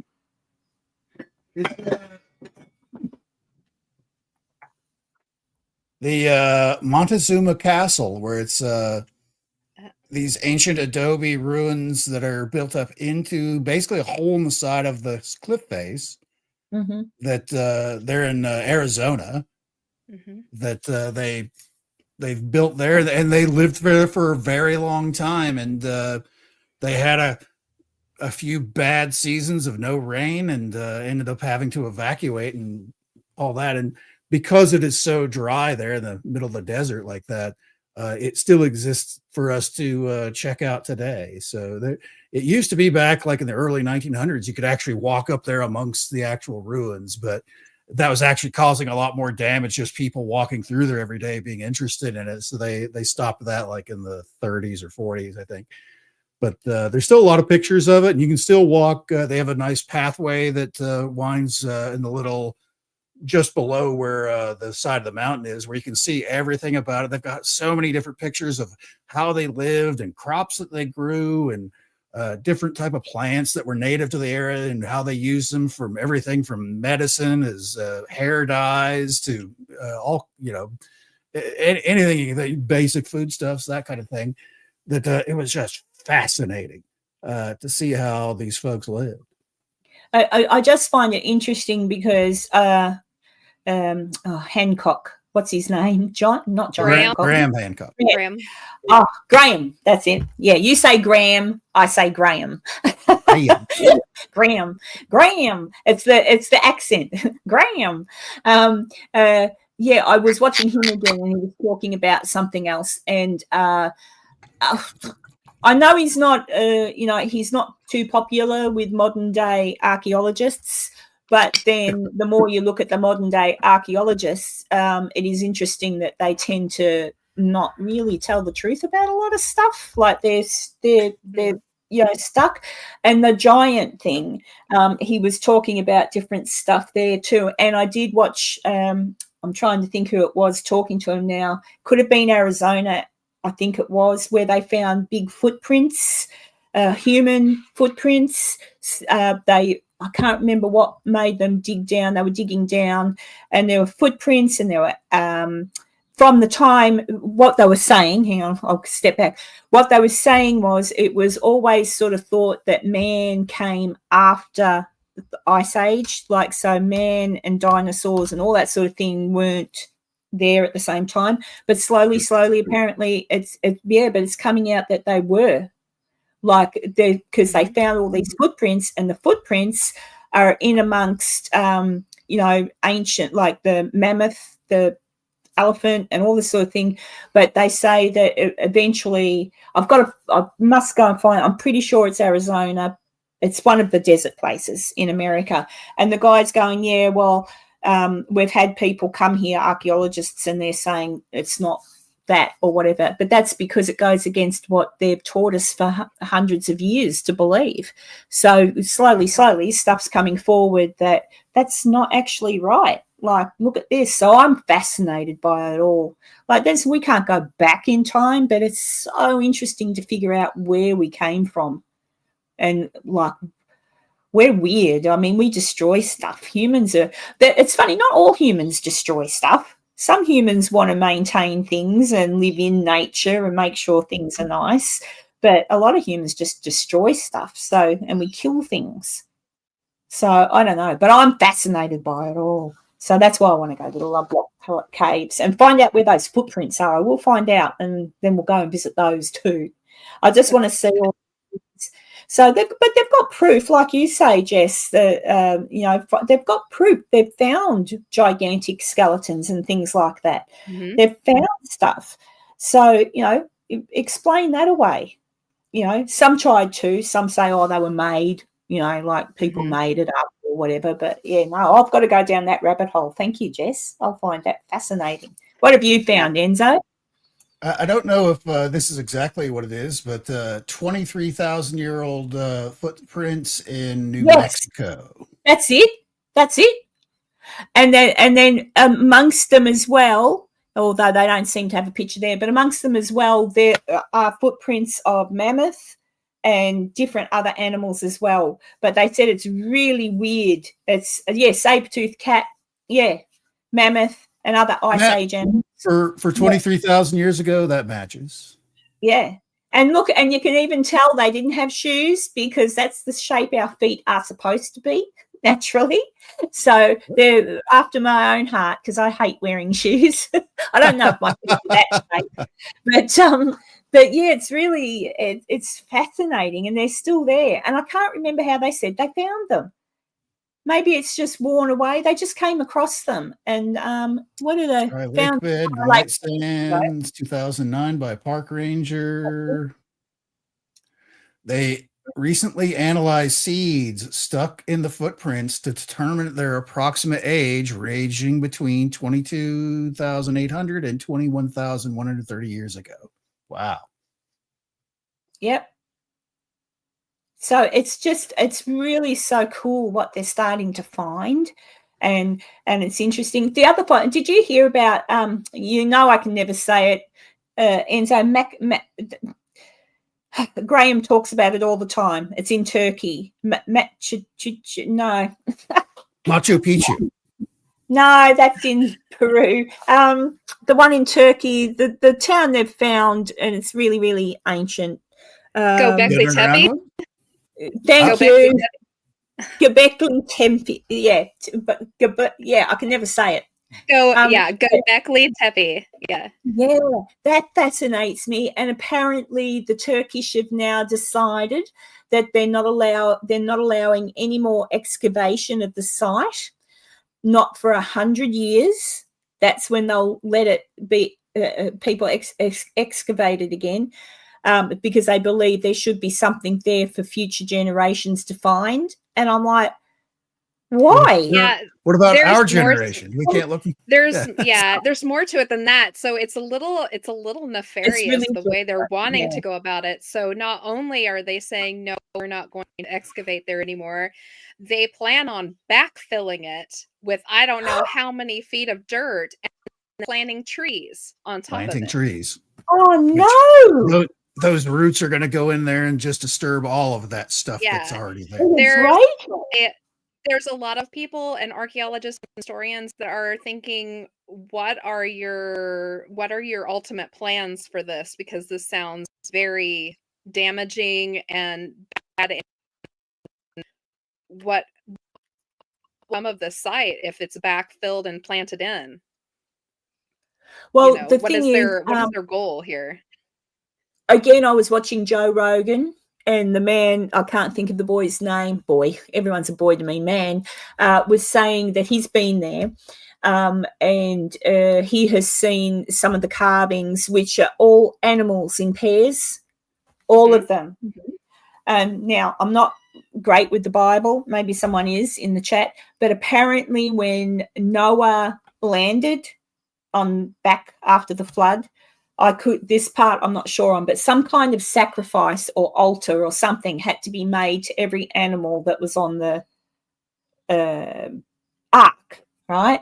And also where the ark is supposed to be, sort of on that mountain, isn't far from this place. So they're wondering, they're not saying it's the fact, but they're wondering, well, could this ancient, say it, I can't say it, Göbekli Tepe. Göbekli Tepe. Could Göbekli Tepe actually be where Noah came off with all the animals and made the altars, because each altar, each big stone has an animal on it, separate, and they want to, and those things that are sticking out of the ground now apparently go down a lot further, and that's what they want to get to, and of course they've only uncovered a small amount of it, the rest is big, but they're thinking much like, because originally Turkey was a Christian, Christian, it wasn't Muslim, and when Turkey came in and overtook, when the Muslims came in and overtook Turkey, anything that was remotely Christian was painted over and forgotten about. So basically wipe out that, because we're Muslim. Fair enough. The guest that you're talking about that was on with Joe Rogan was probably Jimmy Gorsetti. Could have been. He was only young. Guy. Yeah, 30. He's young guy. He has a lot of theories about that kind of stuff. He's been down to South America dozens and dozens of times, uncovering new ruins that are just hidden by the jungle and stuff like that. Got a lot of interesting theories on Atlantis, quotes unquotes, of what that may have been an actual place, not just story time. And I think he's the same boy. I wish I wouldn't do that. The same man that says that possibly there's some place in the middle of the desert somewhere that's round, and I don't know, but they're talking about, is that where Atlantis is? Who knows where Atlantis is? But that's why I think the Turkish might well want to cover up this particular dig, because if they dug further and got more, let's just say it does show some kind of form of, it was Noah, or it was like something Christian, it goes against the Muslim beliefs. So, if they covered up everything Christian when they came in and took over Turkey, it makes sense that maybe they still think that way. So they just don't want to know about it. If it was somewhere else, by now they'd be straight in it. And it's nothing against anybody. I don't mean that, but I think that's what they're doing. They don't want to know. Right. They don't want to know for sure. I dropped a clip. Hey, what happened behind me there? That's weird. I dropped a clip to the Joe Rogan show that Jimmy Corsetti was on, where he's talking about Göbekli Tepe. It's like a 15-minute long thing if people want to check it out, and they can research it from there if they like. Yeah, if you're into this sort of stuff, I think a lot of the people that are in here do watch Joe. And Tanya's saying there's no way all the animals could have fitted on the ark. Maybe, maybe not. But look, questions can be raised in that instance. But I saw footage of them saying where they think the Ark is, like where it is in that mountain, which again, the name of that escapes me. It's freaking massive. Mount Ararat, that's it. It's massive. If this is the Ark, it's massive. It looks bigger than the Titanic. Like, it's freaking huge. Because how many years was it supposed to have taken him to build that? Like, he didn't build it in a week. I don't know. I'll have to watch that Steve that movie with what's his name out of The Office in it. He built the Ark. what was that movie? I can't remember. It came after the Jim Carrey movie, but anyway, it doesn't matter. But yeah, there's a lot of questions, but it was freaking massive. If that's it, if that's what they're showing, and again, because Mount Ararat is in Turkey, maybe that is why no one's really excavated that site very much. Nothing against Turkey, I guess, if you want to protect, yeah. Oh, I won't say what that looks like, but anyway. Hey. Well, according to the archaeologists, they think it might be a boat-shaped mound in Turkey. That might be it. Yeah, I mean, it's stretching here. If that is it, well, then how about we dig in? But that was, it could be, and it's massive. So it's massive. But again, yeah, Tanya's probably a little bit correct because the carnivores would have been, but maybe they knew, Tanya. Maybe they separated the carnivores from the, I don't know how he did it either. But anyway, Evan Almighty, thanks. Oh, hey, Wisdom. Yes, Evan Almighty, that's it. I did like that movie. But yeah, I'm just fascinated by all of it, and it's interesting to me, Jess, that so are you. You're cool.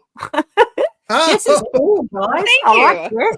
Oh, Yeah, I got her vote of approval. Yeah, because I just, I do get passionate, and sometimes I don't shut up, but I really do just want to learn. If someone tells me, well, sometimes, but if someone says to me, like, I that's why if I'm not sure, I'll say I could be wrong. If I am 100% sure, then I'm right. But I know that there's a lot I can learn from everybody else. But still, excuse me. So, yeah, I'm just glad. And Jess does the right thing, guys. If you missed the beginning, she takes, no matter where she goes, she's got a note. Show one of your handy dandy notebooks. No matter where she goes, there's a notebook. Like she's got notebooks. Look at them all. Believe me, that's just what she has on hand. There's more in the back someplace. Hey, Jessica. Yeah, they're everywhere. There's actually a game that Jess and are plays on one of her other shows, Border Town Strange, here on YouTube on Wednesdays. Yes, Border Town Strange, YouTube, Wednesdays.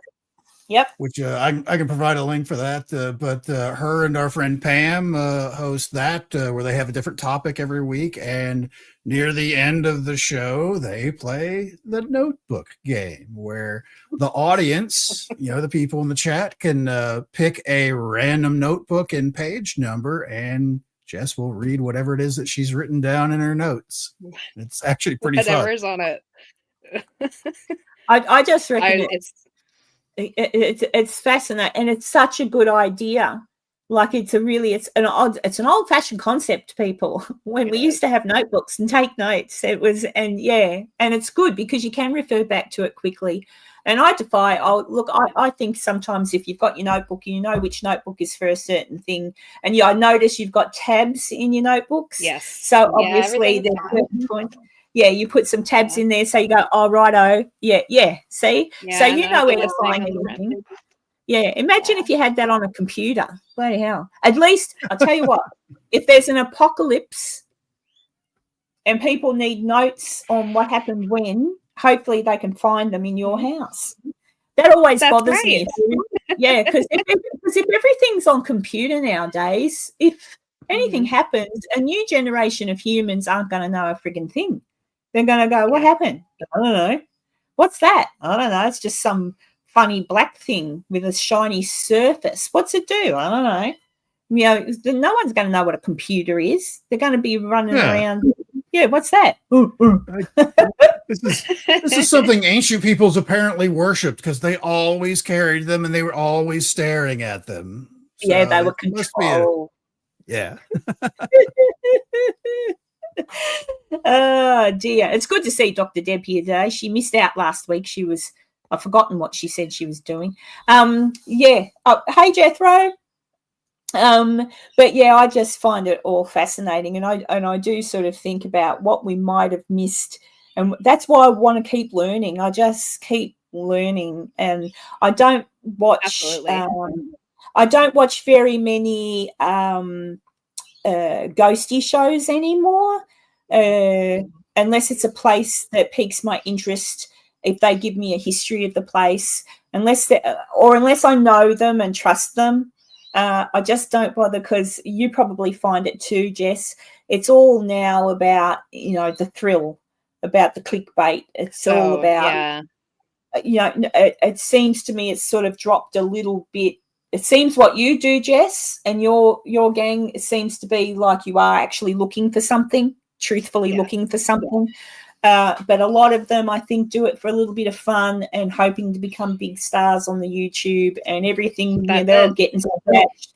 They're getting scratched, or a demon's scratching them, or I was nearly killed by a So I don't. Did you hear that? Yeah. Did you hear that? What was that? I don't mind a little bit. You can watch some.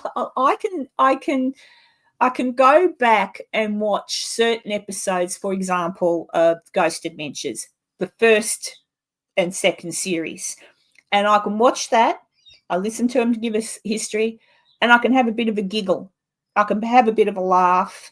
I can also get frightened. I remember watching that and feeling like, and trying to remind myself that it's actually been published. Nothing bad happened. They're alive, right? But I can't watch them anymore. Does that make sense? I can't watch it anymore because it's turned from what it's turned. Yeah, same with I don't watch them. Yeah. Hey, Taylor Hamby's here. Hi, Taylor. I've got to talk to you. We've got to do that thing. But also the I've lost my train of thought because I got excited because I saw Taylor. But yeah, just the ghost hunters again. I used to love watching the show because it was a bit laid back, and there was never really any jump scares or anything with them. Mm-hmm. It was always, and look, I can still look at old episodes of that and enjoy watching them. But again, can't be bothered with any of that stuff anymore, because as time goes by, you realise, what's the word? Fame and fortune can ruin a person, So I just think, I sort of more stick to people like Jess, like my Enzo. Look at him, the little cutie. Don't you want to just grab his cheeks and do that? And my friend Taylor. Hi, beautiful girl. I'm going to get together with Taylor on here. Taylor lives down in Virginia City, Jess. She's a journalist, historian. And that's what Taylor does. She does a lot of all that. She works in the 4th Ward school there, which is a historical building now, and she does all sorts of stuff like that. And I can talk to Taylor for hours. We're very good friends, but we love the history and the people. And it's kind of like you like to go down, and obviously so do you, Jess. It's like you when you bury yourself into the research and the history, and you're reading articles written in the day, or you're reading something from a person's diary or a story about a person. It's like you're drawn, like it was now happening. It goes into your head and you're feeling it, and then you get intrigued and you kind of wish you were there at the moment. I wish they would invent a time machine. I would love to go back in time and just quietly observe. Not actually interact, just observe. Be like a fly on a wall and just see it all happen. Yeah. Although I'm pretty sure Taylor would love to interact. I'd have to say, Taylor, no, you're not allowed to talk to them.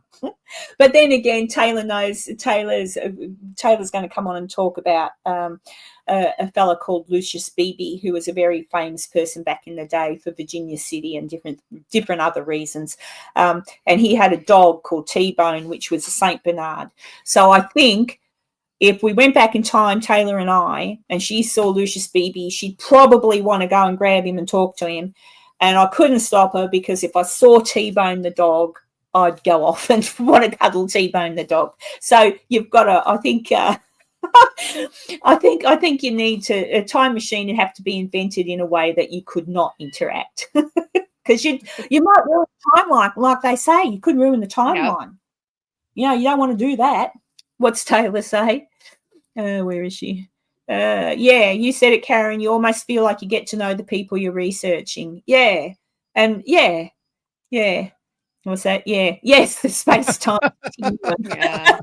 I think I'd probably just screw it up so bad. I'd probably accidentally go back too far, and I'd get eaten by a dinosaur, and then no one would ever know what happened to me. Step on a butterfly, wipe out an entire species. Yeah. No, I wouldn't even get that cool. I would literally go too far back, take 2 steps, a T-Rex come by and eat me, and then in my own timeline, no one would ever have known that I would have just disappeared. There's a movie. I'll just Google the movie. I really like watching it. Hang on, what's oh my god, time. What's a Scottish comedian's name who's now got Parkinson's? I can see his face and I've gone blank on his name. I'm sure I'm getting Alzheimer's. Chat. What's the Scottish comedian? Billy Connolly. Thank you. You just had to say Billy. Billy Connolly. Yeah. Timeline. Is that what it's called? Yeah, Timeline. Hang on. I'll show you this. That's where they go to medieval times, right? Yes, I love that movie. Has anyone else seen that? Hang on, I'll show you the picture of the movie. Just the share screen. Where are we? Window. Oh, that's really good. Hang on, will that work? I don't know if that'll work. Overview, no. Where's a bigger picture? Oh, anyway, it's called Timeline, and it's got Gerard Butler. Is that his name? When Gerard Butler was pretty nice, and I'm sure is that Peter? That's Paul Walker, isn't it? Is that Paul Walker? Was Paul? Yeah. Oh my god! He's in the cast list down below the top line there. Yeah, I've got a piece of the tree he crashed into. Paul Walker. Yeah, but if you want to watch a really, really I really get. Oh well, I don't know. I love it. But if you want to watch a movie that's really, really good and got some hunky men folk in it, I think might be an attractive girl in it. I don't know. I'm not that way inclined. I only know that there's good-looking men in it. I think there is a girl in it.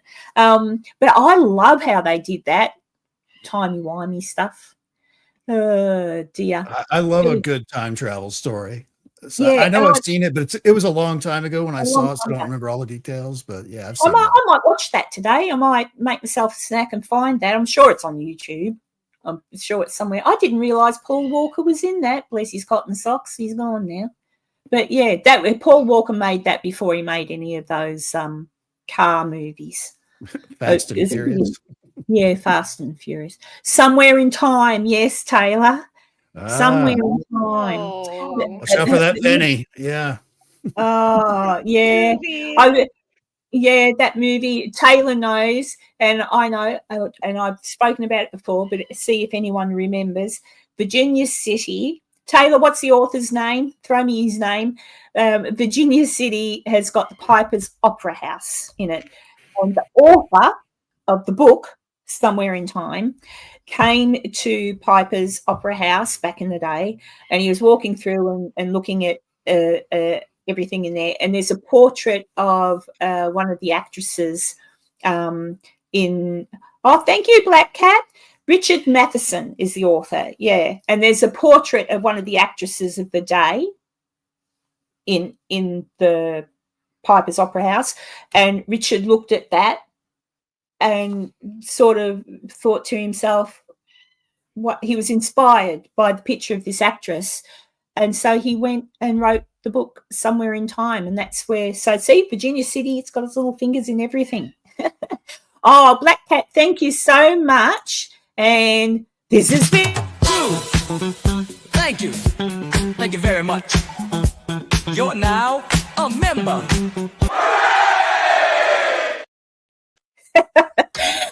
So yeah, but that's why I'm sort of fascinated with Maud Adams is the actress.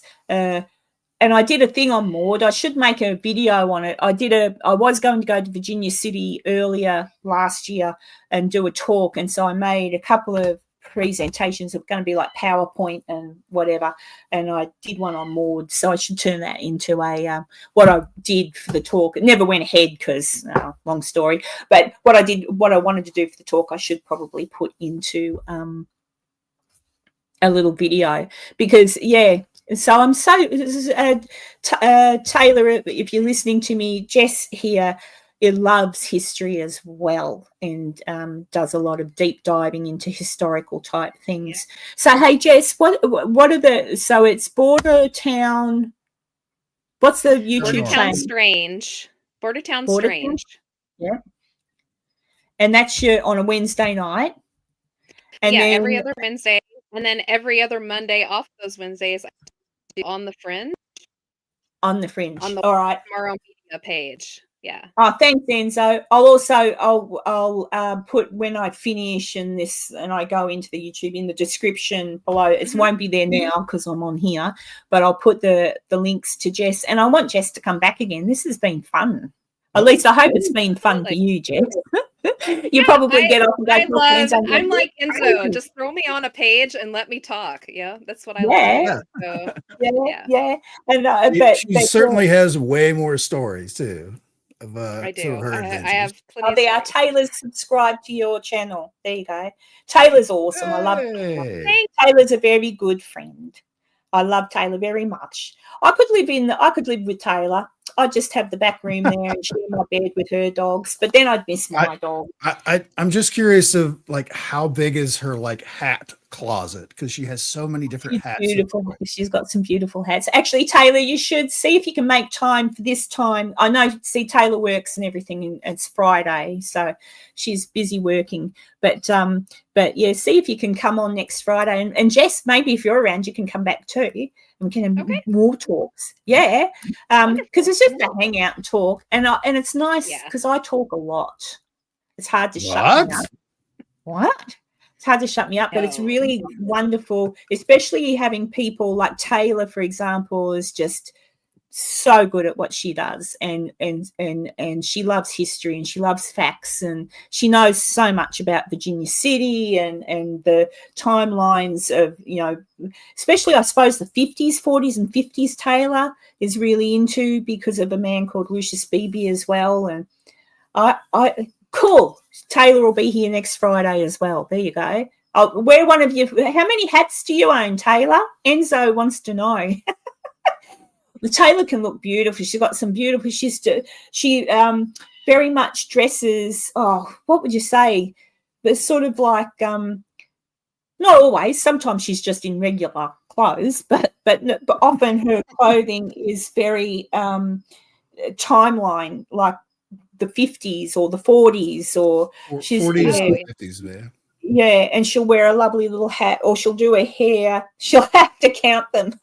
She'll do her hair up in the. I have to get her to teach me that. When I get back to Virginia City, I'm going to get Taylor to show me how to do my hair, like in the old-fashioned, 1940s, like how they used to do the flippy little fringes. I love all that. The 40s and 50s. Yeah, like the victory rolls and stuff.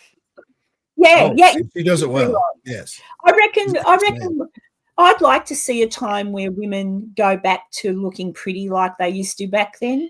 Like when you look at it, women now, here we go. I don't want to ruffle feathers. Oh, hang on, here we go. Most women now often dress a little bit too provocative, sexy, like boobs hanging out everywhere and splits up the high whatever and their bums sticking out. Where does that happen? I don't believe you. and you know, the hair can look nice. Like, I'm not saying women nowadays don't look pretty. It's just that timeline. Oh, even the 30s, 40s, 50s, and into about the mid 60s. The dresses, like, you never, even at me as a little girl, my mum would never let my sister and I, we never left the house if we were going shopping or catching the train into the city. We wore our little hats. We had our painted leather shoes. We wore gloves. You dressed up to go shopping like it was a thing. Beautiful dresses, you know, that weren't provocative but showed the female figure. Men would wear their hats, and again, men barely ever left the home without wearing a shirt and a tie. Yeah. It was a lovely time. Women were women, men were men. And I know that sounds old-fashioned, but I kind of wish it'd go back that way a little bit, only because it was such a pretty time to look at people and what they would wear. I mean, there were the poorer sections of town, sure, but my grandparents lived in a poor section of town. We weren't rich, but we still made sure we wore our Sunday best if we were going out somewhere. Yeah. And I I just know. wish... I don't know if I could personally, like, I'm a little too lazy, I think, to put in all the work, but I could go back to the guys looking like that, because I'm a sucker for a guy in a suit. I'm just saying. Yeah, me too. I think men, yeah. I think so long as I don't, yeah, like it must have taken, actually, Taylor would know the answer to that. We'll ask her next week. Hi, Sky. And Black Cat, did I say hello to you, gorgeous? But yeah, it would be interesting to ask Taylor how long it takes her to get ready, because when she gets dressed up and stuff, she's got the hair done, she's got the makeup done, like, she's perfect. It'd be interesting. And I think men look lovely in a suit and tie. I saw some boys the other day. What are they? What's the country that starts with S? And we've got lots of. You've got lots of refugees from there as well. The dark-skinned. Somalia? Somalian. Yeah, there were some Somalian boys walking across the road the other day, and they had a suit. They had a nice shirt on and suit pants, and oh my goodness, they looked lovely. I thought, look at that. If the same boys had walked across the road wearing tracksuit pants and hoodies, you would have gone, unremarkable. But they stood out beautifully in their suits, and I just thought to myself, why can't more men wear suits or Hawaiian shirts like Enzo? I don't know. I just think, Oh, thank you, Jethro. I'm trying. Right. It's my birthday in America at the moment. It's my birthday was yesterday here in Australia, but it's my birthday, so there you go. Oh, yes. Hey.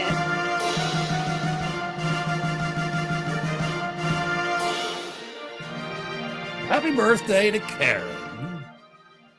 Yay. Yeah. I had a nice birthday. I did have a nice birthday. I went out for lunch. I went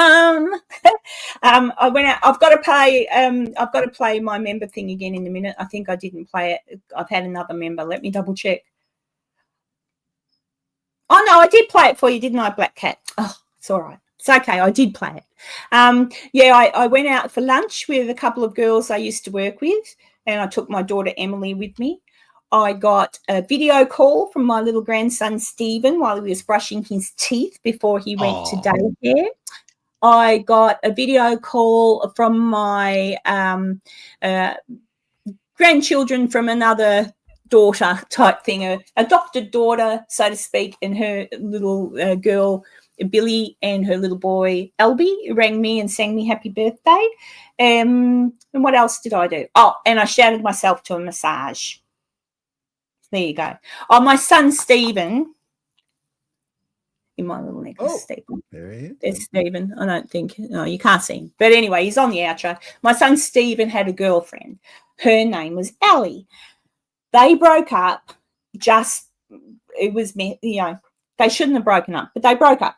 But I stayed in contact with her for years. and never stopped. Lovely girl. And then she got married. She's had some babies, and they call me Nanny Karen, and I'm happy for them to do that. So there you go. So I've got, that's kind of like, yeah, she's a daughter to me. You know, she's a good girl, and my son loved her at one point. So that's important too. There you go. I'll shut up now. So I had a lovely day, really. Thank you for the birthday wishes, everybody. But yeah, hang on. What's that? What's Tanya saying to me? Where is she? I saw something written there. I don't know. What do I need? I need to make an animation for people celebrating their member anniversaries, Karen. All right. And maybe I should make an animation for people having a birthday, so when they come on, they can tell me it's their birthday and I can play a birthday. Although Enzo's kind of got that covered. But we could do one with us jumping out of a cake or something, Enzo. Sure. Oh. Who wouldn't want that?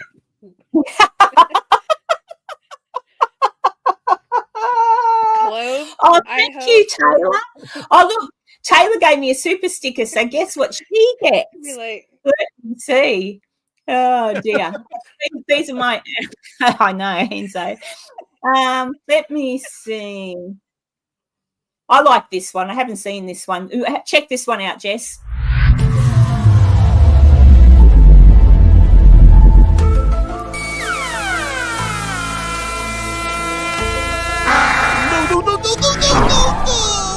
No, please.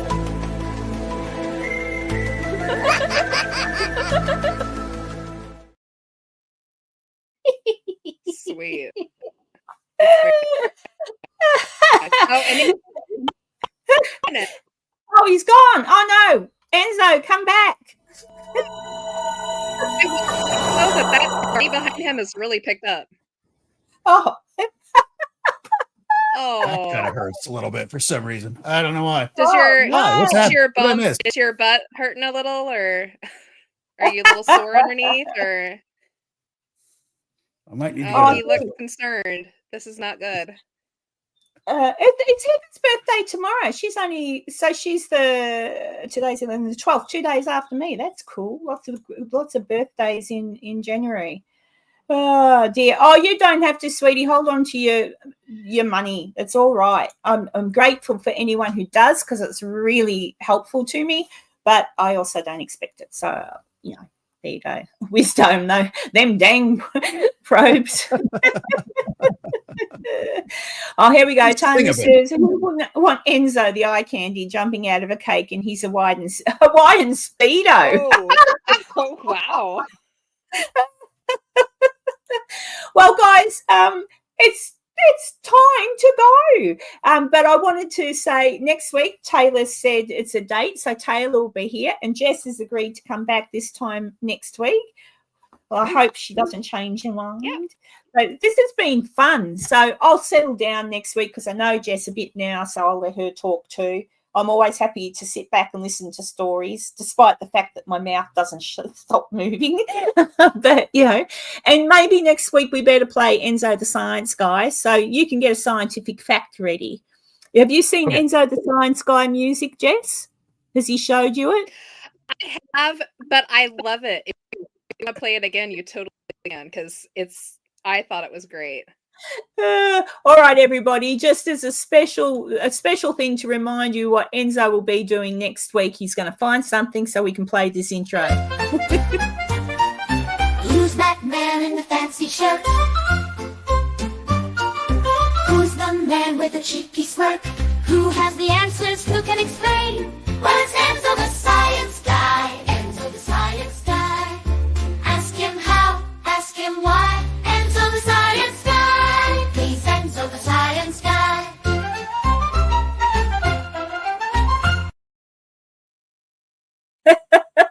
This week, we've certainly heard a few odd things about drones the last few weeks. So if we pull up our share, we'll see that all right, here we go. Drones could be good for a few things. We've got a dog that went missing in Illinois several days ago. They hired a local company that specifically looks for lost pets. where they have a drone with thermal imagery, and they're searching the neighborhood here, as you can see. I've got this muted because the dog owners are chattering. There's the dog. They found him. Oh. Oh my God, we got him! Oh my God, we got him! They're very excited. Stop! Stop! Oh my God, you have no idea. Oh my God. Volunteers, everybody's happy. Okay, so. Meanwhile, the dog is like, "What is this thing?" Looking at Well, me. as it turns out, Charlie, who is went missing December 30th, was gone about a dozen days. Charlie is now recovering from surgery for a broken leg after escaping the house. Broke his leg and was kind of stuck in this field out in the middle of the woods, and they found him using thermal imagery. So that's what drones can do. I keep missing it. Hang on. Taylor says drones are helping to rebuild the Sutro Tunnel as well. Look at that.